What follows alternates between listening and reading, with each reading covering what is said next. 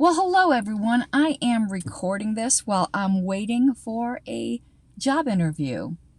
Got here a bit early, so I figured I'd record the intro. This is going to be one of those shows that I do at the request of a top tier subscriber. So $25 a month or above, you get to ask that I cover a subject of your choosing a month. And if I think I can do it justice within the parameters of your questions, I will take it on. So this month I am doing homesteading for Clayton, whose last name I cannot pronounce. But while we're getting started, right, I'm going to tell you a Florida joke. Those people, you guys, you Florida men, you'll know my Florida joke. So in Florida, there is the city called Homestead. Why did they call it Homestead? Because you wish you were home instead. That was bad.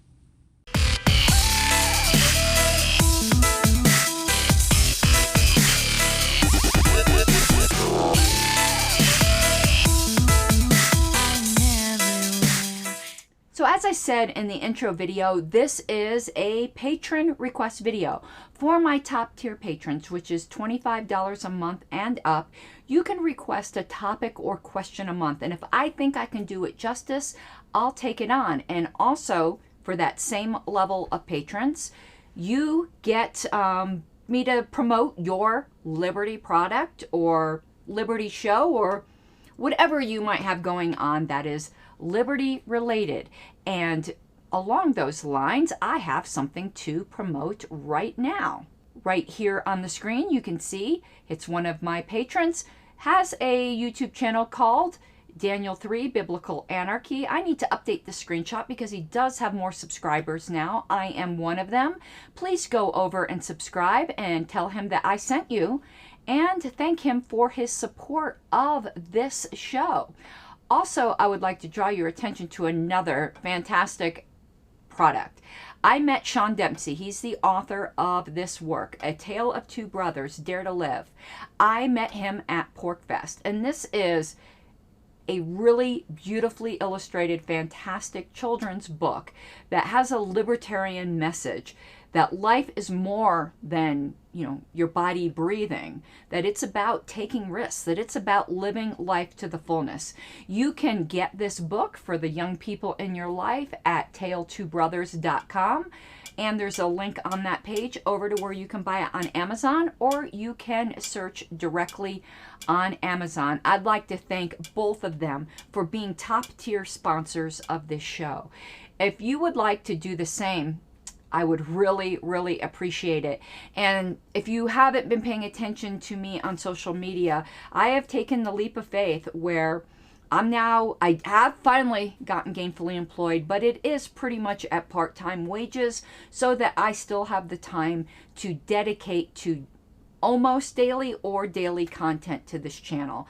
I'm giving it some time to grow. I would like to have it be enough of a supplement so that I can make a living either with a combination of a part-time job in this or whatever it might work out, but I need your support. If you enjoy this content and you want me to keep it going, I do need your support. It will not be possible long-term without it.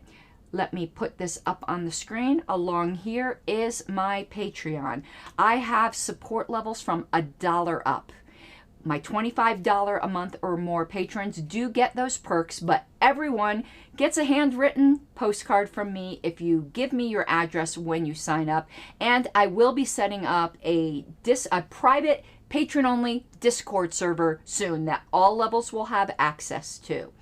And also, I do patron-only content, usually going through some books that I'm reading and giving summaries and inviting discussion on these books. The book we're going through right now is called 1973. It's called January 1973, and it deals with all the momentous things, the Roe versus Wade decision, the end of the Vietnam War, the Watergate trials, that all happened in January 73, and it's a great supplement to the history that we're doing right now in LP Time Capsule, and we are in 73. And in fact, this Friday, I will be starting on August, September 73 LP News. At least I hope to this Friday. I also have an interview this Friday with the parliamentarian that saved my ass on the LNC suspension motion. So there's a lot going on. Just got off of an interview with Tim Moen, who's the leader of the Libertarian Party of Canada. Alrighty, let's get this off the screen. I think I have one more link to share with you guys. Please bear with me. I have merchandise. I was wearing it earlier today. Let me pull it up here. It is the Decorum shirt for all the times where you have to maybe get a little saucy in your condemnations, your calling down of the righteous Rothbardian fire on the predations of the state. Decorum and Lady of Liberty is saying what she thinks about those who value politeness over passion. Let me give you that link. I didn't put it up. I showed you the shirt. I didn't put the link up. You can get it at tinyurl.com/pink flame merch. It's with Teespring. Teespring has a very generous profit sharing, so you do, in fact, support this show when you buy my merch, and you get really cool t-shirts.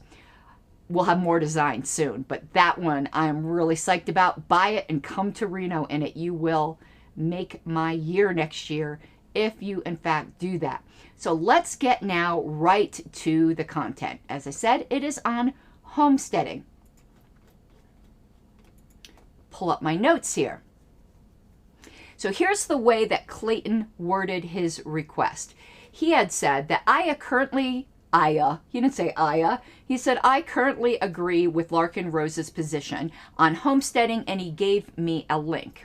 He asked, what are your thoughts? If you also agree with his position, how is this practically done? How do you convince others and to fair terms?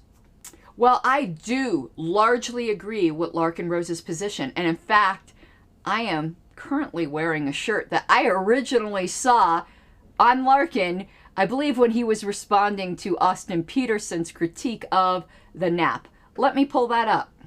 Not the critique, the shirt. Let me find the picture. And here we go. I loved it so much. No rulers. Get it? Get it? I know when you have to explain a joke, it's not a joke. I'm sure you got it. I was the one who was a little slow to get it. And once I got it, I was like, ha, that's good. And I had to get it. So, had to get it. Got it? Get it. Okay. So, I do enjoy Larkin Rose's content and his fashion sense. So, I do largely agree with his position.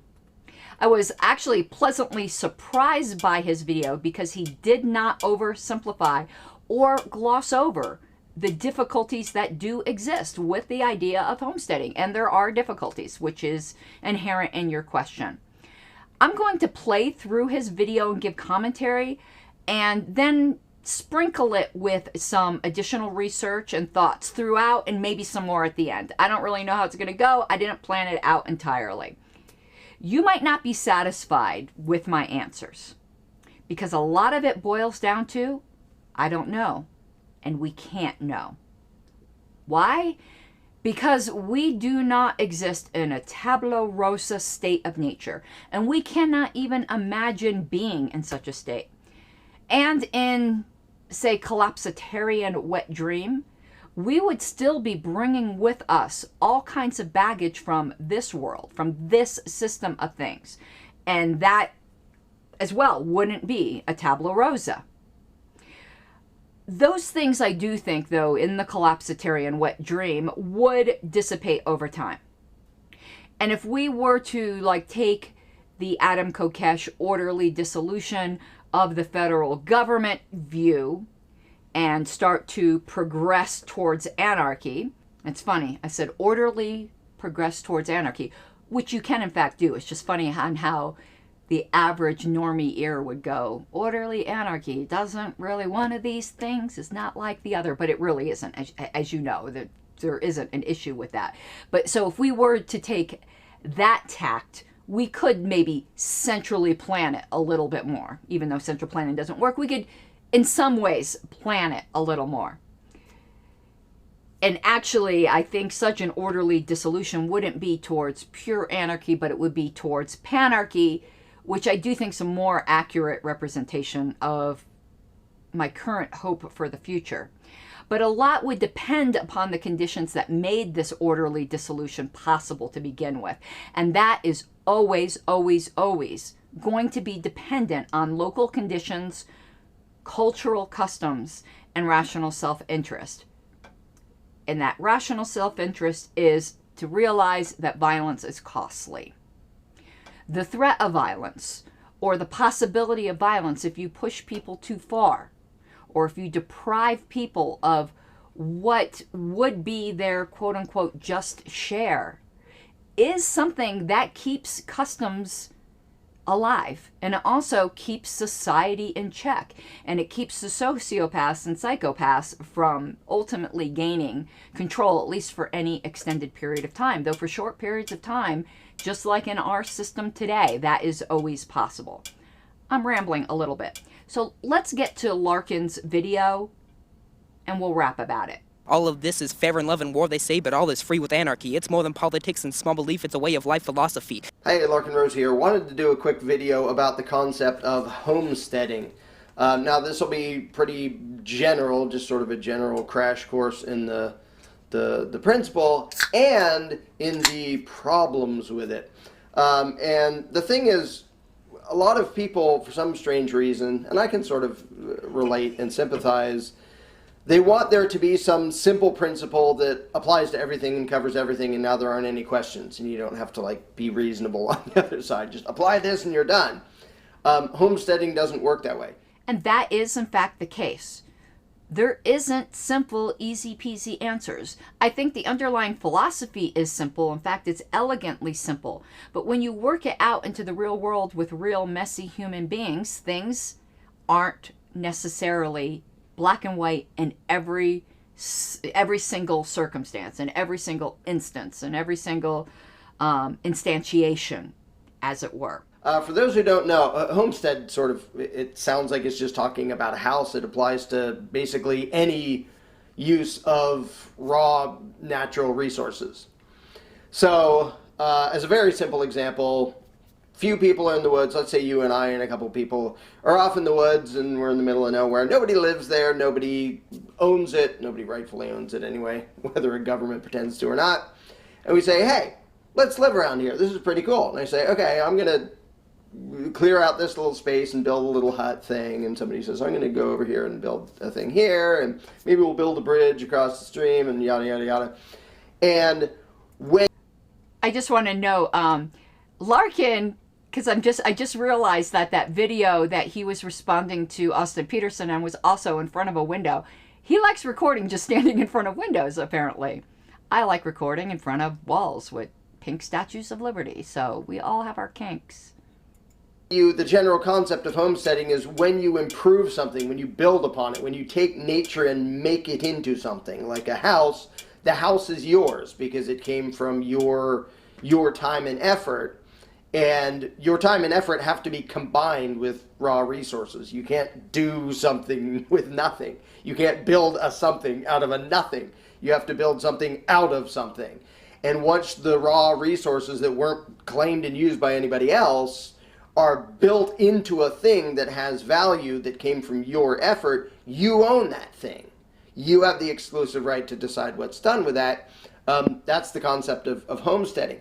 Okay, I'm going to add a little bit here, but first, I know this is going off script a little bit, but because of exactly the reasons he said, that's a very good argument as to why intellectual property is not a thing. You can't own the ephemeral. You don't own thoughts. You don't own ideas.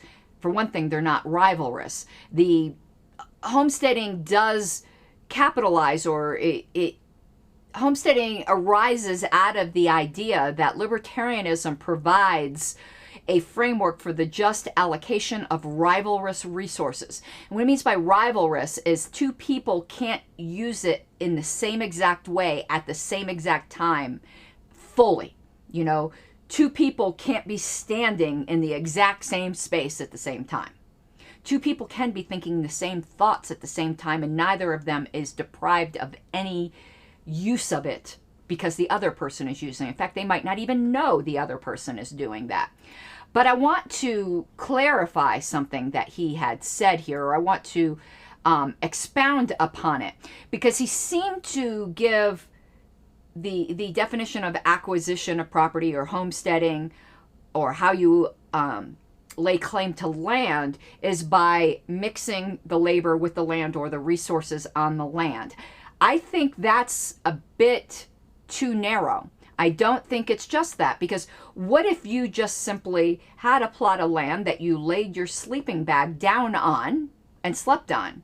Can you not homestead that piece of land? I say you can. You haven't mixed any labor with the land at all. You haven't transformed the land technically, but you have turned previously unowned resources into productive use. To me, that is a much better definition. You could have an area of land that you rent out for artists to come paint this beautiful tree. I just pulled that example out of my ass. You have turned previously unowned resources into productive use. You could claim ownership of that land. Similarly, if you just parked a trailer there, that would count even though you didn't build anything there. In fact, I mean, the trailer is built of something, so that gets closer to his example, but I think you see what I am getting at here, or at least I hope you see what I'm getting at here. Now, there are times at which you can't really draw a clear line, because I can say, all right, I went into the woods, I found some trees, I chopped down some trees where nobody was living, nobody was using it, and I made this little hut. Now, what do I actually own? Do I own just to the very outside of the hut I built, and then somebody else can build a hut like a quarter of an inch away from mine? Or do I get to say, no, this little area is now my yard and my house, and maybe I cleaned it up, I picked the sticks up, maybe I planted a garden, whatever. How much do I get to claim? And there isn't just a magic principle for that. Like if you say, there's this wide open field, I'm going to build a little hut and I'm going to grow corn in this field. So I go and till a field. Well, if the field is humongous and I till a quarter of it, does that mean I own the whole thing? Is there a magic line? Is there a magic amount of resources or land that I can declare as mine because I worked on some of it? And there isn't. That is exactly correct. Now, the reality is that custom is a thing, and custom will vary. Social norms spring up depending upon need and scarcity, and then you start getting into the issue of the Lockean proviso, and if the Lockean proviso is even a thing. And I know Rothbard had presented a theory of homesteading without including the Lockean proviso at all. I'm not willing to reject it outright. I am, though, rejecting the hyper-literal, wooden, or overly restrictive way it's been posited or interpreted. So I hold to the Lockean proviso in spirit. We're going to get into that in a little bit more, but I just wanted to bring it up here. So the customs would differ if there are 1,000 people in the area than if there are just 10 people in the area. And also the customs will differ depending upon the use that you're positing. Use as a farm will be different than use as a mere residence. And ultimately, as I stated in the introduction, the outer bounds of the customs are what will be reasonably tolerated before there's violence or the threat of violence, or just general scoffing of your land rights. Like there has to be, you have to sort of be rational and then do the consensus thing with the people around you. Like, okay, I built my hut there, you built your hut there, we were both okay with that, and we both say, how about like we'll just agree that the line is somewhere in between. Maybe we don't even care where the line is because we're just leaving it as woods. But if somebody says, hey, can I build a garden? And I say, well, how about, like, if you do it on that side of the, like, let's say there's a stream. Just keep your stuff on that side of the stream because I sort of want to be able to hang out over here without, okay, fine. And if adjoining neighbors agree, like, okay, I'll do my stuff here and you do your stuff there, That's about the best standard there is, because there isn't just some magic number of feet and inches that you're like inherently allowed to claim because you built a house somewhere, and at the same time it's not zero. It's not, well, I built my little hut and somebody else can build a mall all the way around it.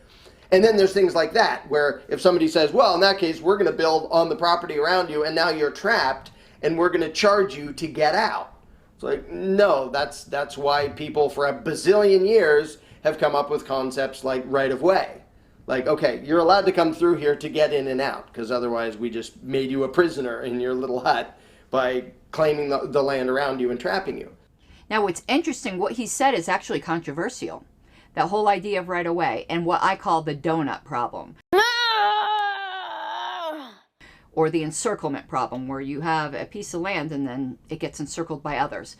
I'm going to save that. I want to play a few more clips, but when I get into the Lockean proviso, that's going to lead almost naturally into this discussion of the donut problem. So I just wanted to exist. I just wanted to acknowledge that I heard what he said and that it is something that I realize I should address in this video, and I, in fact, will. I will say, though, I'm somewhat disappointed that he didn't.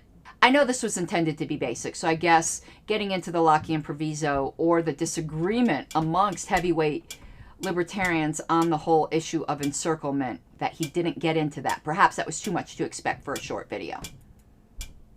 I tend to overcomplicate things so badly.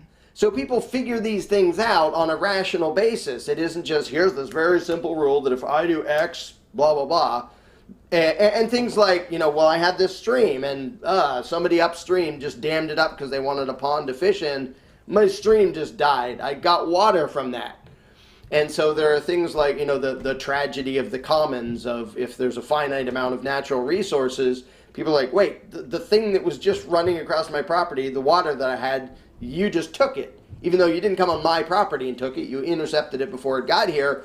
But that was sort of part of the property, is the stream going through it.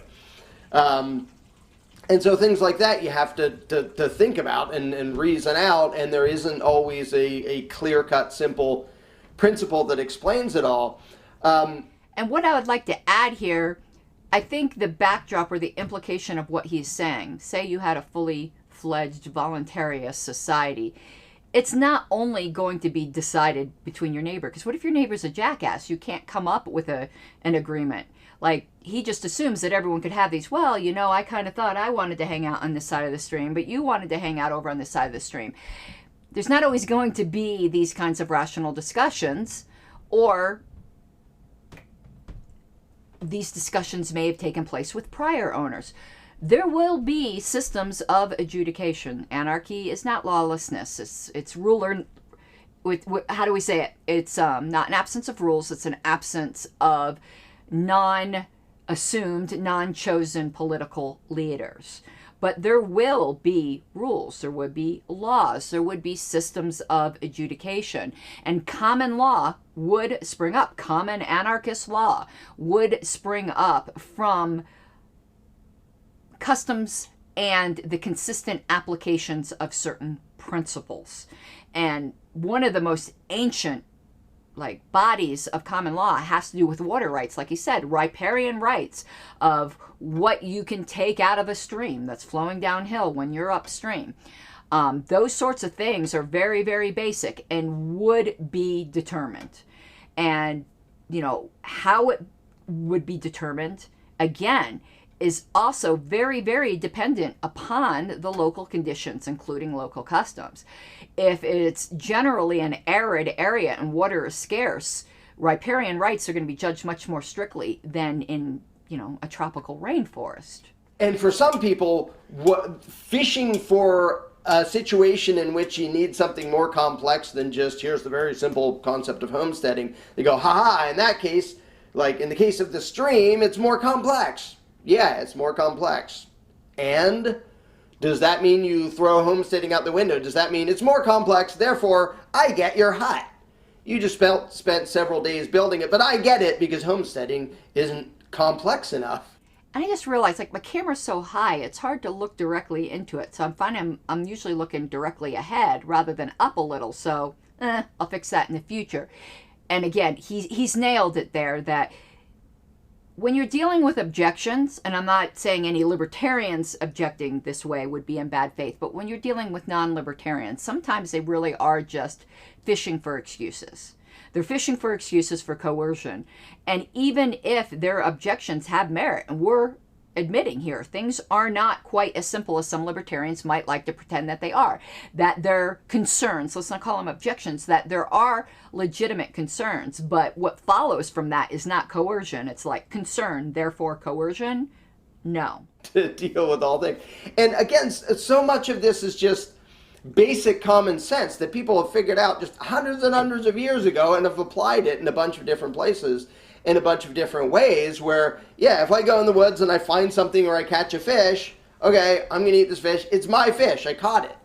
And we all sort of recognize that somebody goes, now I have it because I took it from you. That's not okay. That's stealing. Which means everybody, whether they've heard the term homesteading or not, or use some other term, they get that, okay, you went and found something and used it. Finders keepers.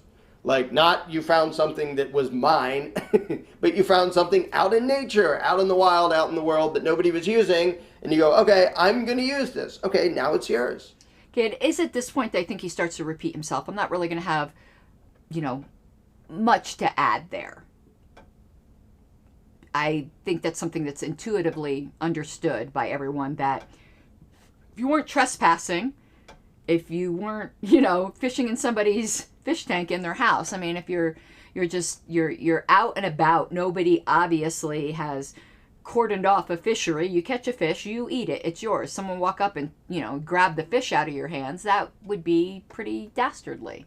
And hopefully you will have cooked it first, because I'm just getting grossed out now thinking of you like a bear. Yeah, my imagination's a little overactive today. And there are limits. You can't, there aren't precisely defined limits inside a principle, but there are obvious limits. Like if nobody was living in Australia and somebody goes there and goes, this is a cool island, it's mine. No, you don't get to claim something that ridiculously huge that you can't possibly ever even see, much less use. And then if you're talking about an area where, well, a bunch of people want to live here, well, how much? I'm going to be pedantic. Continent, not island. Sorry. Not sorry. Does each person get to claim? Then you have to negotiate and figure out between the people, all right, let's not be stupid, let's come up with some reasonable thing. And if there's a bigger demand, it may be the areas get smaller. Like, don't claim 50 acres because you like the place when there's a bunch of really close houses everywhere else, and people are going to want smaller spaces. Japan has little tiny properties because there's 80 zillion people in an area this big. Wyoming, if you went, I want these 100 acres, nobody would frickin' notice if it was somewhere they weren't using because there's tons of land. Again, he is keeping things very simple, but I did want to expand upon this a little. It's not just how much land do you want or are you claiming in relation to your neighbors, because there is a responsibility to land ownership as well. Otherwise, people would just claim as much as they possibly can, but you have to put it to active use in some sense and take care of it in some sense in order for you to, in libertarian jurisprudence, to keep your claim on it, because abandonment is a thing. Abandonment active or abandonment through neglect is a thing. So you want to be able to only claim what you can actively upkeep, because there's also liability that attaches to it. You can't properly maintain a certain thing of land. Somebody gets injured on your land, you could have some legal liability.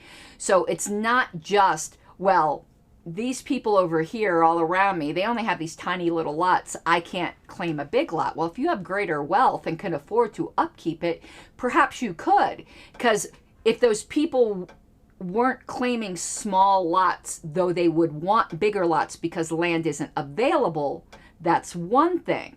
But if it's because that's all they could reasonably maintain, that's another. Again, I think that's just far afield of what he was getting at.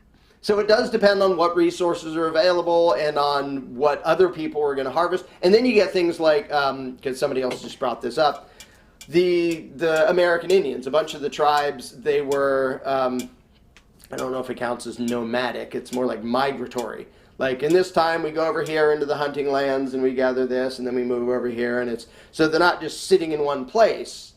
And it's like, wait, you showed up and you built a thing in our hunting lands. Like, we are here every year and we show up and suddenly you killed half of our buffalo and are here. That's kind of a problem. And that is kind of a problem. It's like those are the resources that they were used to harvesting and that were theirs. And now somebody else has come along and claimed them. That gets into societal customs, where it was customary to be migratory, and you had somewhat of a clash of civilizations because it wasn't customary for the Europeans to be migratory. And that's where you need to come to some sort of rational agreement, absent where the threat of violence is going to come into play. And unfortunately, humans do engage in conquest of other humans. You would hope everyone is nonviolent, non-aggressive. But rational self-interest comes into play. And that is one of the more difficult situations when you have a clash of cultures, when you have a new culture moving in. That was not a problem with other American Indian tribes. It became a problem when the Europeans moved in. And the Europeans did not hold to a model of non-aggression, and they just took it. That doesn't make it right, though. Just because that can happen doesn't mean it's right. It's just reality. And by the way, people who say Indians didn't believe in property, that is totally, absolutely bogus and false. They didn't bother to identify like certain tracts of land as owned.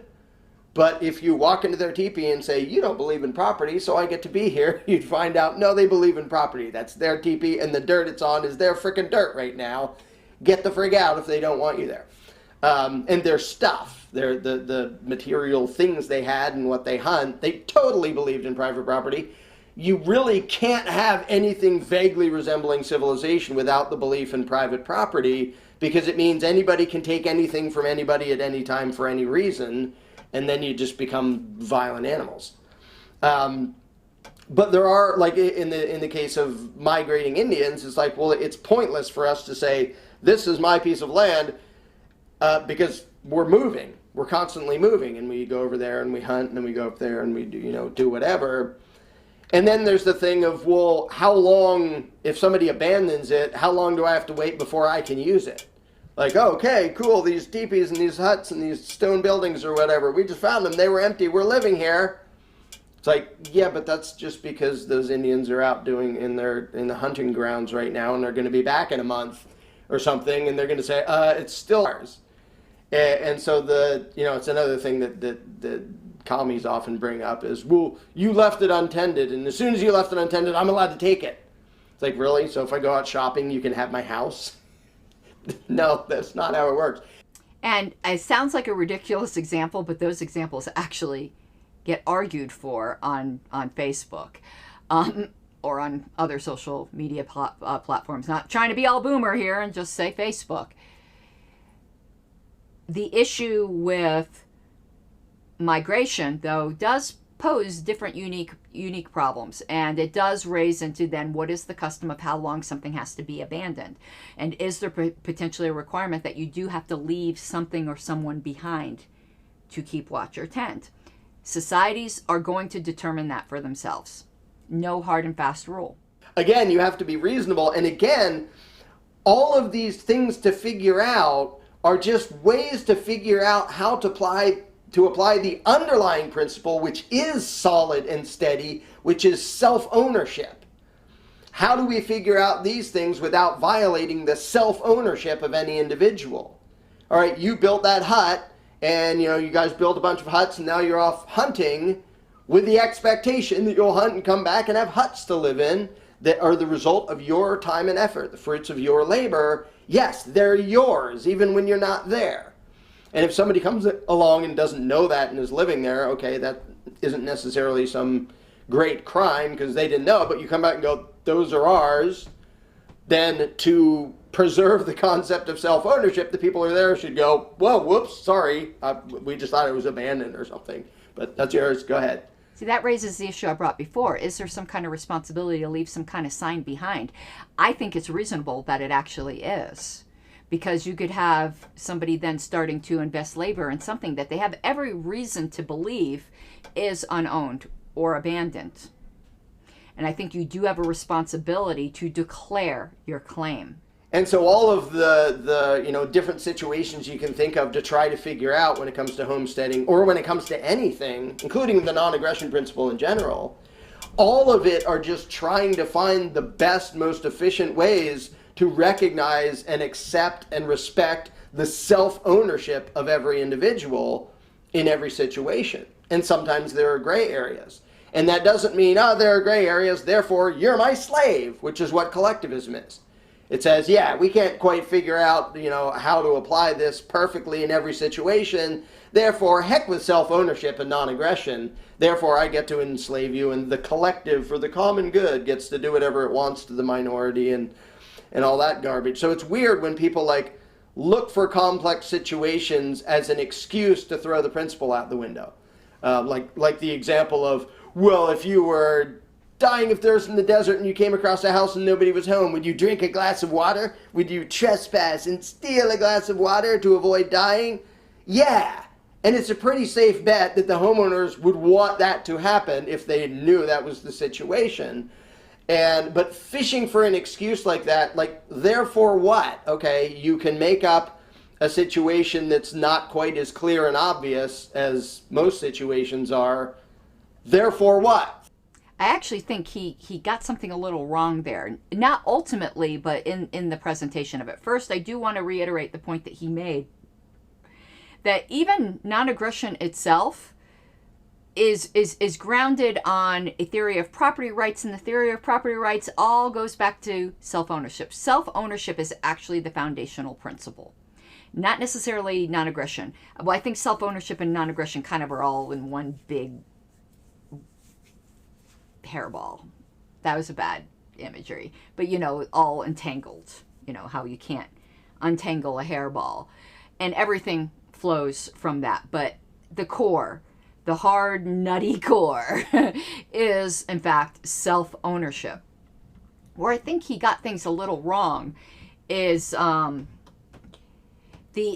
example of, would you, if you were dying of thirst in the desert, break in and trespass? And the people who make that kind of objection seem to be conflating that believing in non-aggression, to believe that aggression is unjust, means that you also believe that you would never commit anything unjust. It's not the same thing. Even most murderers know murder is wrong, yet they still murdered. So you can't conflate your knowledge of what is right and wrong with your willingness to commit right and wrong. And in certain circumstances, you might decide that your personal self-interest, your personal morality, your personal whatever, your personal whim impels you to commit wrong. As a holder of the NAP, you then concede it's wrong. Like he said, you would think the homeowner would be okay with it in that circumstance, but the homeowner doesn't have to be okay with it. They don't owe you being okay with it. You accept that when you did it. And in a just society that's not full of psychopaths, the punishment, if any, if the homeowner decided to pursue it, that would be imposed upon you would be small, because there are severe mitigating factors. Throw self-ownership out the window, throw non-aggression out the window. Now I just get to attack anybody and enslave anybody I want because I thought of a situation in which there's sort of a gray area. No, that's batshit loony. So the concept of homesteading is just that. There's a bunch of gray area. Well, what do I get to claim as mine? Like we say, we're going to make a lumber company. We're going to go and say, these woods, nobody's here, nobody's living here, nobody's using it. We're going to make these into lumber and sell it to people. Somebody else says, well, what if I wanted to build a house there? Okay, well, did you say that ahead of time? And how much are we allowed to claim? Like, if we're on an island, if, you make up an obviously limited scenario, we're on an island and somebody says, I get all the trees. What? No, you don't. Like, if there's 100 people living on an island, one person doesn't get all the trees. I don't know that that's necessarily the case. I would say generally that's probably be true, but what if only one person has the skill to be a woodsman and turn the trees into productive use, and he's willing to then trade for the skills of the other people on the island? I think he made that a little bit too simplistic, though I get his point. I just am pedantic. He might be a little simplistic. I'm much pedantic. And often these violations are actually done by way of government violence, because the government says, okay, Mr. Huge Lumber Company, we're going to let you harvest whatever you want in this massive area, regardless of who lived there before and anything else. So anyway, there's tangents you can go on all over the place, which I just did. But the concept of homesteading is basically, in nature, finders keepers. What you take and improve on or build with or make something of value out of, it's yours. And there isn't any other way for there to be legitimate property, because, like I said, you can't make something out of nothing. Here I am. I'm going to go down my pedantry. It's not finders keepers, it's appropriators keepers. Just merely finding something isn't enough. And so again, the underlying principles of non-aggression and self-ownership, non-aggression isn't even the underlying principle. Non-aggression is an expression of the real underlying principle, which is self-ownership. And in almost every case, that's why non-aggression applies, is that person owns himself, you don't get to attack him, beat him up, and steal his stuff, because that's a violation of his self-ownership. So it all stems from self-ownership, and the fact that there are sometimes, gray areas and debatable areas and things that people have to figure out doesn't suddenly make other people your slave. It doesn't undo the underlying principle. It's like, there are laws in physics, and you can say, well, gravity, it makes things go down. And then you hold a helium balloon and go, okay, it actually makes that go up because it's making the heavier air go down, but I have to explain that a little more. That doesn't mean never. Well, it is still making something go down, and the consequent effect is that something else goes up. Okay. Stop it, Karen Ann. Stop it. And there's no such thing as gravity. Throw that out the window. It just means you have to sometimes understand more and get into more detail and apply it to situations. But self-ownership is the foundation of moral behavior and a peaceful, prosperous society. And figuring out the details, like homesteading and whatever else, should always be based on trying not to violate the self-ownership of other individuals. And that's all. And I jumped the gun, I think, a bit where earlier I was talking about the nut within the hairball. Oh, boy. You'll never forget that one, though, will you? And sometimes it's complicated. If people don't have a consensus of who owns what and who is going to use what, and then there's a clash of interests and people are arguing over it. But if they start from that principle, it works out way better than the notion that, well, we're going to vote, and then we 3 people voted to kill you 2 people and take your land. Yay, government authority, hooray. That's not the way to be civilized and rational, whether there's a gray area or confusion or something debatable or not.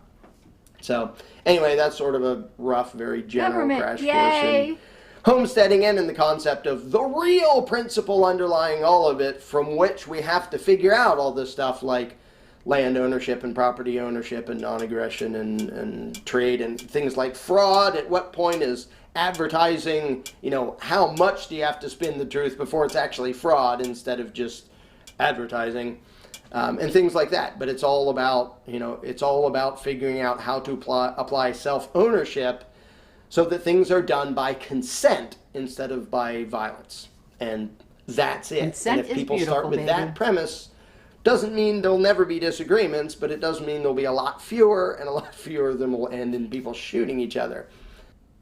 Which is always a good thing. I prefer less people shooting each other, particularly me. Okay, so that's it for the clips I pulled out of Larkin's video, which is almost the whole video, though. There was some repetitive stuff that I did excise. But now I'm going to get into the Lockean proviso, where I said that I hold to the spirit of it. Some people might consider that as not holding to it at all. I disagree, but just telling you. So, for example, well, the Lockean proviso is that you have to leave as good, crap, what's the exact wording? As much as and as good as for others. Let me look this up. What's the exact wording of the Lockean proviso? I am old. So, like, you know, my memory's not as bad as Joe Biden's, but it's not what it used to be. So let me look it up here. Lockean proviso. Yeah.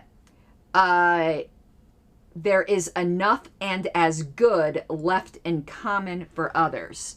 Now, I know there's probably some archaic language here, because if you leave it in common, does that mean that there needs to be enough left as a common area that's then available to be homesteaded, which is what I believe that is talking of, not leaving enough for there to be a common area that is never homesteaded. So, for instance, you can't piss into the Atlantic Ocean and then claim you own the whole ocean because you mixed your labor with the water. Now, if you take the Lockean proviso in an unqualified sense to its logical conclusion, I believe it's nonsensical, because A, who defines enough and as good as? So already it can't be absolutely unqualified because it's not objectively true. It has way too much subjectiveness in it. And as good as for what?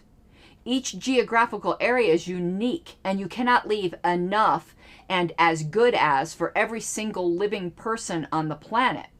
And I'm going to quote Rothbard here. He says, "It is difficult to see why a newborn Pakistani baby should have a moral claim to a quotal share of ownership of a piece of Iowa land that someone has just transformed into a wheat field, and vice versa for an Iowan baby and a Pakistani farm. Land in its original state is unused and unowned. Georgists and other land communalists may claim that the whole world population really owns it, but if no one has yet used it, it is in the real sense. Hold on. But if no one has yet used it, it is in the real sense owned and controlled by no one." Okay, his sentence went a little weird. "The pioneer, the homesteader, the first user and first user and transformer of the land is the man who first brings the simple, valueless thing into production and social use. It is difficult to see the morality of depriving him of ownership in favor of people who have never gotten within 1,000 miles of the land and who may not even know of its existence, and who may not even know of the existence of the property over which they're supposed to have a claim." Absolutely. And to me, that is the ultimate nonsensicalness of the Georgist view in its broad, unqualified sense. If you're saying that all the people of the world own all of the land, that is absolutely absurd in my view. And I think Rothbard demonstrated that beautifully. Now, if we're to interpret the Lockean proviso as saying there should be enough for others to live sustainably and productively, well, I think that's the spirit of the proviso, and I would hold to that. Now, it's interesting is there's another interpretation that Nozick, and you know that Robert Nozick is someone I have admired greatly, had said that the Lockean proviso means that you can't leave others worse off by your claiming of certain resources. And I'm going to be quoting, it's an author quoting I believe a Marxist named Cohen. The original author, I'm sorry, I don't have the name here. I believe it's on Mises.org, but he's dealing with Cohen and also quoting Cohen in his response. So he says here, Nozick said, if you acquire property, you can't make others worse off, but it is easy to meet this requirement. Cohen objects that Nozick's proviso would allow a single person to control all the property in a society. He may do so provided everyone else is slightly better off than he would have been in a society without any private property. I think the author doesn't go on to say this. He might in a roundabout way. I'd get at it much more directly. Worse off, again, is highly subjective, and I think you have to reasonably interpret that mean worse off in the context of the land, like not necessarily. So the example Cohen gives, well, what if he claims all of the land and then he's able to give everyone a job? That's better than them being unemployed. But being employed is different than being able to have the land for themselves. He has left them worse off in that category of things. I think we need to keep things in categories. In the category of having a place in which you can own and live sustainably and productively, they are worse off. So I think Cohen just took Nozick way too woodenly, and I don't think that's correct or charitable. This author, though, says, and this is also true, but it goes down a different route. It is said this objection rests on a complete misunderstanding of how libertarians believe that property is initially acquired. Cohen reduces the libertarian principle of initial acquisition to the proviso. And point of fact, the proviso is only a modification of the principle. You cannot acquire vast amounts of property just by your say-so if you follow the principle.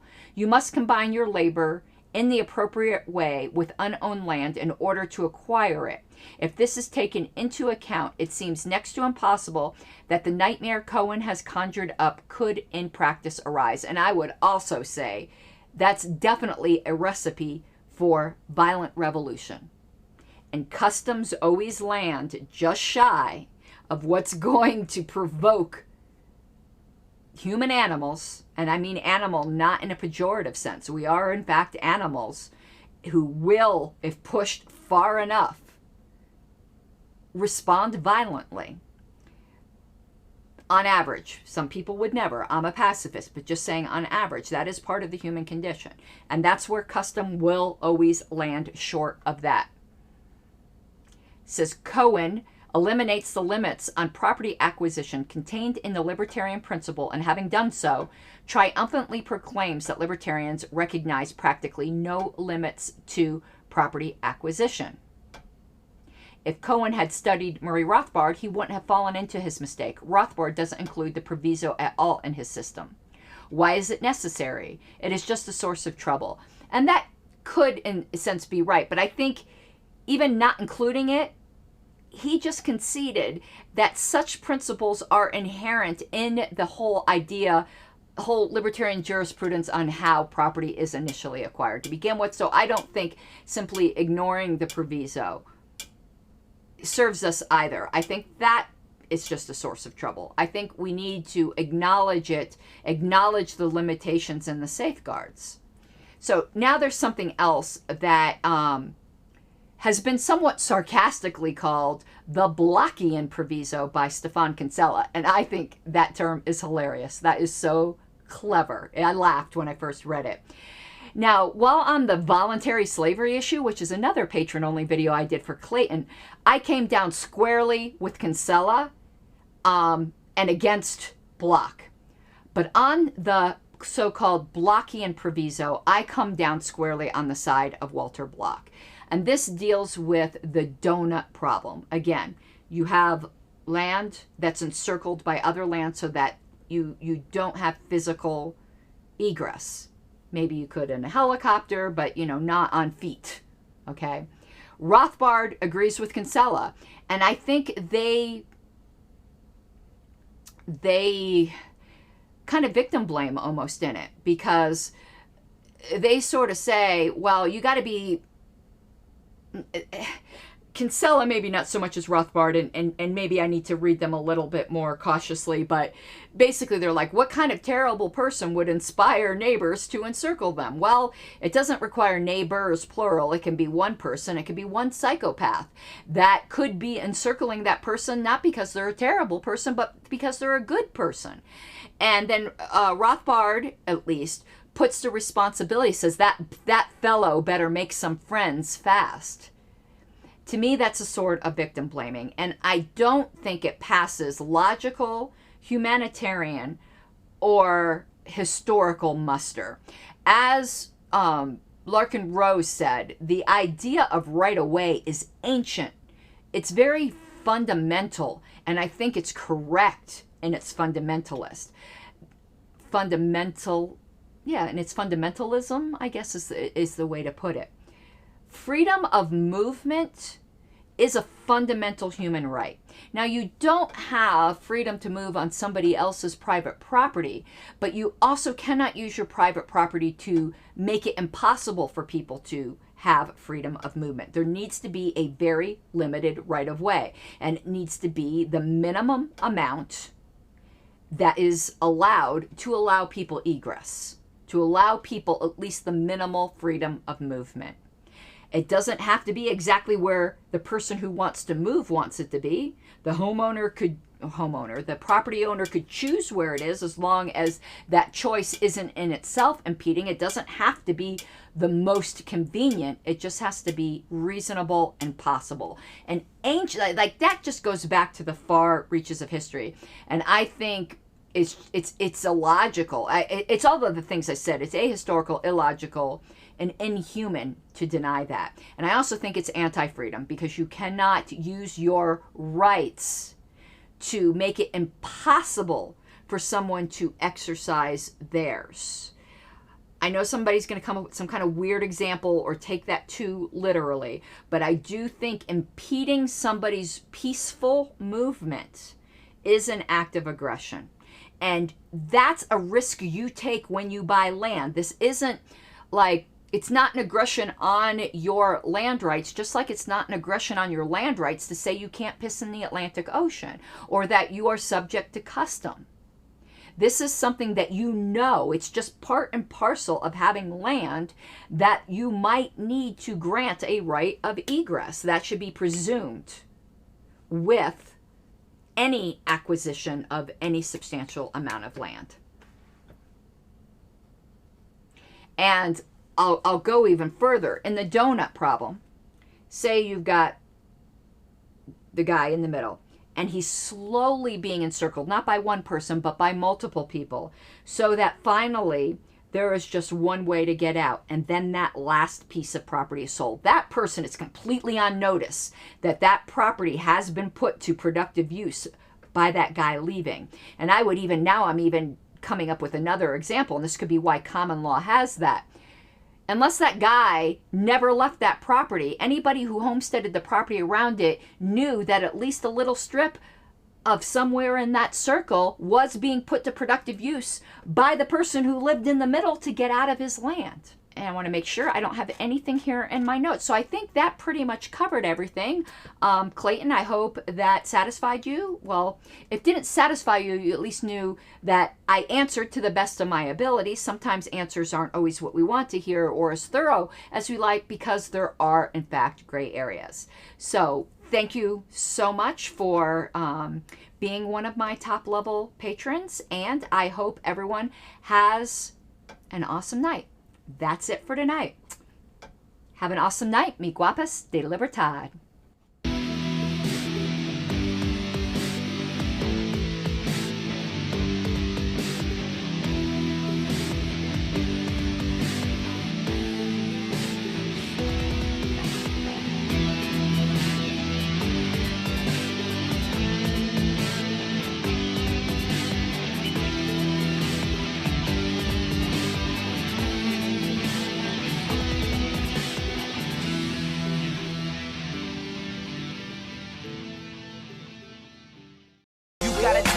Given, that's how we live it. Don't be mad at the system, it's simply how we've existed. I hear a lot of people talking like they politicians, or choose to be an accountant because it's safe in a business, not because they want